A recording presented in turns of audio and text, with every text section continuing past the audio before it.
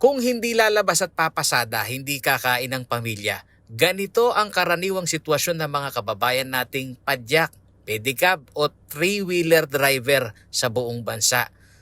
At dito sa Pampanga, ilan sa aming mga nakapanayam ang umaasa na kahit papaano ay mababago kahit ang kanilang kapalaran sakaling maupo sa pwesto ang napupusuang kandidato.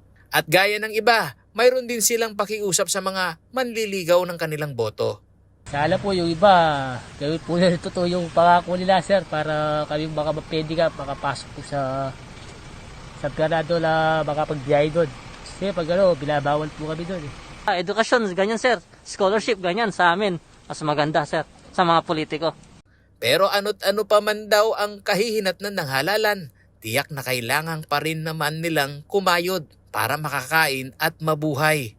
Sa amin sir, pagtutuuan na ng pansin na hindi sir, maghahanap buhay pa rin kami. Nito lamang October, tinipon ng kaibigan na taga-suporta ni Mayor Isko Moreno na si Pampanga 3rd District Board Member Attorney June Canlas ang ilang driver ng padyak. Ayon kay Canlas, alam daw kasi ni Moreno ang kalagayan ng mga maralitang gaya ng mga namamasadang isang kahig isang tuka dahil galing din ang presidential aspirant sa hirap. Hindi lamang nararamdaman ni Yorme Isko ang kanilang kalagayan at damdamin, ay alam niya ang damdamin ng mga mahihirap, ang mga nagpapadyak kasi minsan sa buhay niya ay kagaya siya nila, nagpadyak siya. And I know that he understands the plight of the sector ng mga nagpapadyak at alam ko, dama niya yung kahirapan ng kanilang kabuhayan.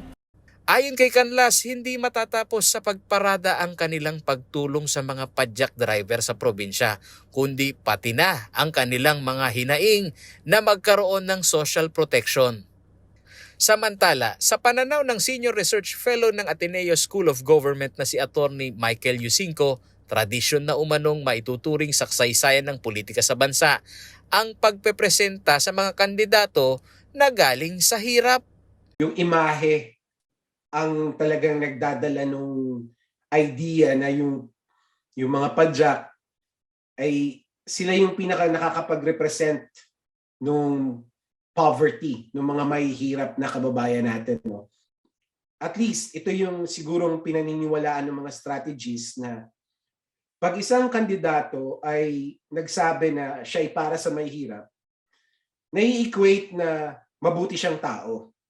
Bukod sa image, ang dapat daw talagang tingnan ay kung may track record ba ang paglilingkod sa mahirap ng isang kandidato. Talaga bang may nagre-representa sa mahirap? Sa totoo lang, prangkahan tayo, wala. Kasi lahat naman ng politiko natin, hindi sila mahirap. Hindi sila nakatira sa barong-barong.